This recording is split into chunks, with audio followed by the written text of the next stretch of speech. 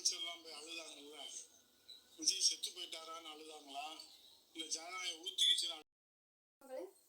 இந்த அதிமுக சேர்ந்தர் ஒருத்தர் சொல்கிறாரு, ஜனநாயகம் வந்து ஊற்றிக்கிச்சு அப்படின்னு சொல்லிட்டு சொல்லிட்டுருக்காரு. நாங்கள் போன ஞாயிற்றுக்கிழமை வந்து படம் பார்க்கறதுக்காக தேட்டருக்கு போனோம். காலையில் போனோம், டிக்கெட்டு எல்லாம் எடுத்துகிட்டு இருந்தாங்க.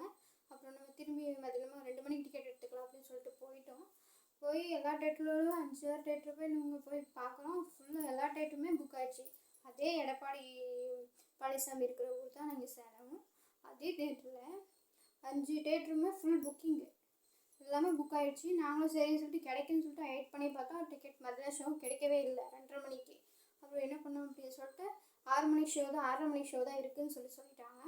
அப்புறம் சரின்னு சொல்லிட்டு நான் 6:30 மணிக்கு சரி பார்க்கலாம் அப்படின்னு சொல்லிட்டு நைட் ஷோ தான் இருக்குது அப்படின்னு சொல்லிட்டு அப்புறம் நாங்கள் டிக்கெட் வந்துட்டோம். இவர் எந்த இதில் நான் ஜனநாயகம் ஊற்றிக்கிச்சு அப்படின்னு சொல்கிறாருன்னு தெரியல. நல்லா அப்புறம் தேட்டரே ஃபுல் கூட்டமாக புக் ஆகிடுச்சு, எதுவுமே இல்லை. அப்புறம் வந்து நைட் ஷோ தான் நாங்கள் போய் பார்த்தோம். இவரெல்லாம் எப்படி பேசுகிறாருன்னே தெரியல. அதாவது அமைச்சர்கள்லாம் வந்து அழுகுறாங்க அப்படின்னு சொல்லி அவங்களோட எமோஷன், அவங்க வந்து 20-30 வருஷமாக அவங்க கூட இருந்து வந்துட்டு அவங்களோட ரசிகராக இருக்கிறாங்க. அவங்க அழுகுறாங்கன்னு சொல்லிட்டு அது ஒரு விமர்சனம் நீங்கள் பண்ணுறீங்க, அதெல்லாம் தப்புன்னு தெரியல. அதுக்காக நீங்கள் ஒரு என்ன வார்த்தை நீங்கள் பேசிகிட்டு இருக்கிறீங்க? கொஞ்சம் பெரிய மனுஷங்கன்ற ஒரு நாகரிகத்தோடு நீங்கள் பேசினா நல்லாயிருக்கும். என்ன நான் நேசிக்கிற அத்தனை பேரும் நாங்கள் அழுவோம், ரொம்ப கஷ்டப்படுவோம். அவருக்கு ஒரு கஷ்டம்னா நாங்கள் கூடவே நிற்போம், அவங்களுக்காக நாங்கள் அழுவவும் செய்வோம். அதை நீங்கள் வந்து விமர்சனம் பண்ண தேவையில்லை.